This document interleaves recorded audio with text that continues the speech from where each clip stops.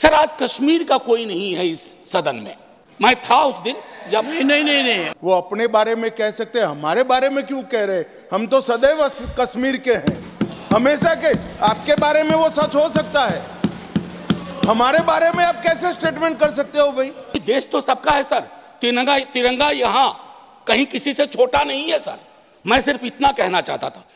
सभापति महोदय, संसदीय कार्यकाल में कुछ ऐसे क्षण आते हैं जब ये नहीं कह सकता कि मैं इसका सपोर्ट कर रहा हूँ या मैं इसका विरोध कर रहा हूँ। कई सारी चीज़ें हैं इसमें जो वेलकम इनिशिएटिव हैं, मैं मानता हूँ। बस कुछ सुझाव दूंगा क्योंकि अक्सर मैं देखता हूँ कि हमारे बीच का संवाद, माननीय सभापति महोदय, विपक्ष का अलग से कोई प्रधानमंत्री नहीं होता या विपक्ष का अलग से कोई गृह मंत्री नहीं होता।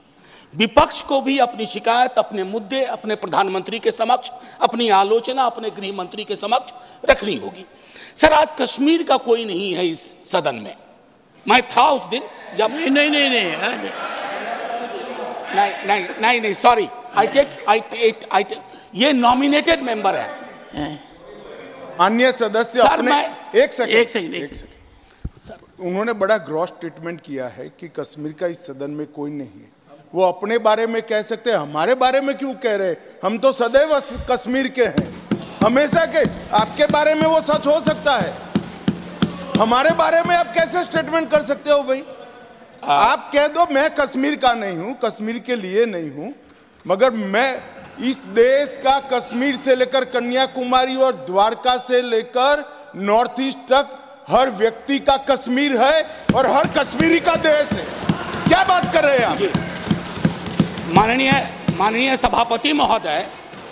सभापति महोदय, सदन की एक व्यवस्था के तहत मैंने ये बात कही थी। वो नॉमिनेटेड मेंबर है, मैं जानता हूँ। माननीय गृह मंत्री जी ने दूसरी बात कही है। सर मैं समझ गया सर, या तो मुझे बात कहने दी जाए। मैं ये कह रहा था कि जैसे मैं बिहार से चुन के आता हूँ, उस संदर्भ में मैंने ये बात कही थी। देश तो सबका है सर, तिरंगा यहाँ कहीं किसी से छोटा नहीं है सर। मैं सिर्फ इतना कहना चाहता था। माननीय सभापति महोदय, इसमें बहुत अच्छी चीजें, जैसा मैंने शुरू में ही कहा कि विरोध के लिए विरोध करूं ये उचित नहीं है। माननीय सभापति महोदय, महत्वपूर्ण है कि जब हम ये कहते हैं कि ये नॉमिनेशन होंगे, पहले तो मैं तारीफ करूं कि अंडर प्रिविलेज्ड के बदले एक शब्द जो कि कॉन्स्टिट्यूशनली वैलिड टर्म है, अदर बैकवर्ड क्लासेस, आपने उसका इस्तेमाल किया है, तारीफ के काबिल। ये जो नॉमिनेट करने का अधिकार एलजी साहब को है आज की डेट में, कल राज्य बन जाएगा तो गवर्नर साहब होंगे। क्या ये स्टेट असेंबली को डेलीगेट नहीं होना चाहिए? और अगर करना चाहें तो on the aid and advice of, ये व्यवस्था मैं समझता हूं कि होनी चाहिए थी। तारतम्य थोड़ा टूटा है, लेकिन फिर भी मैं अपनी बात कहूं। आरक्षण को लेकर के भी हम पीस मील में करते हैं। हर सत्र में मैं देखता हूं कुछ बिल आते हैं। एक समेकित योजना पूरे देश के संदर्भ में हमें इसके लिए बनाने की आवश्यकता है, वो बहुत बेहतर होगा। आज 370 पे फैसला आया और सदन की जिम्मेदारी आज बढ़ गई है। उस फैसले के बाद सरकार की जिम्मेदारी बढ़ गई है।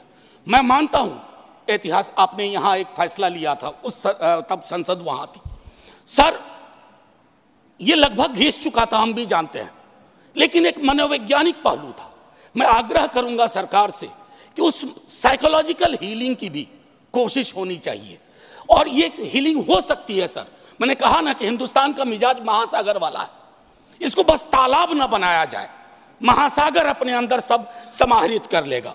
माननीय सभापति महोदय, जो कश्मीरी घाटी में रह रहे हैं, गांव में रह रहे हैं, उनको लेकर के भी एक चिंता होनी चाहिए।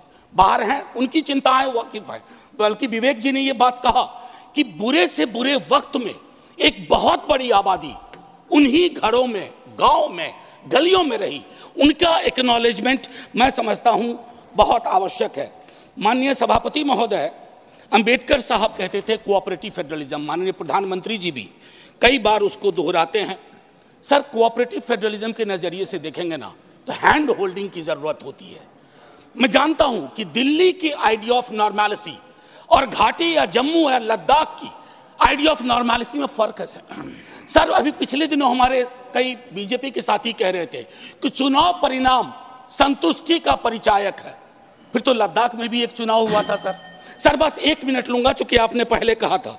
सर एक आखिरी चीज कहूंगा कि पत्रकार, विद्यार्थी, शिक्षक सरकार की आलोचना करें, उसको देश की आलोचना ना माना जाए। ये फर्क मिटता सा जा रहा है, ये कश्मीर के संदर्भ में नहीं, बाहर भी। दूसरी चीज सर, दूसरे राज्यों में जो कश्मीर के छात्र रहते हैं उनको एक प्रोटेक्शन दीजिए। और आखिरी चीज कहूंगा सर, बड़ी पीड़ा के साथ, कि खामोशी शांति का पर्याय नहीं होती है। शांति के लिए न्याय चाहिए, वो उतना ही कश्मीर के लिए दुरुस्त है जितना मणिपुर के लिए। जय हिंद सर।